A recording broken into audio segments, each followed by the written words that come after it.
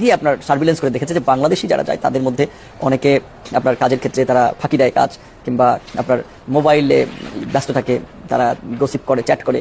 ভাই ও বোনেরা, বিপুলের কথাগুলা শুনা আমি একটা প্রবাসী, আমার প্রতিটা শৈলের পশম খার হয়ে গেছে।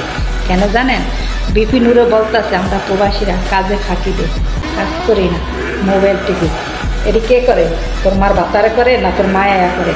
হ্যাঁ, আর এই যে রোদের তাপমাত্রাতে কাম কি তুই করো না তোর মা গিয়ে করে? আমরা প্রবাসীরা করি। প্রবাসী করে নিয়ে কথা করার আগে 7 বার ভাববি। জানি না তোর প্রবাসী কল্যাণ কেডা বানাইছে, তুই ভাত খেতে বাদ পাতি না। আজকে তুই টিকিট ছেড়েন কোনো শুধু আমাদের প্রবাসীর টাকা দিয়ে, আবার প্রবাসী করে নিয়ে উল্টাপাল্টা কথা কয়। দর্শক ভাইয়েরা, আমার প্রবাসী ভাই ও বোনেরা, এই বিপিনুরের লেগিয়া সবাই প্রতিবাদ করেন। বিপিনুরের আমরা চাই না, প্রবাসী কল্যাণ আমাদের দরকার নেই। আমরা সারা জীবনে প্রবাসী কষ্ট করছি।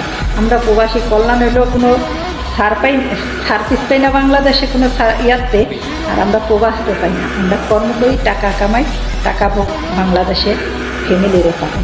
ঠিক আছে, এইটাই। সবাই ভিডিওটা বেশি বেশি শেয়ার করবেন। বিপিনুরের আমরা প্রবাসী কল্যাণে চাই না, না, না।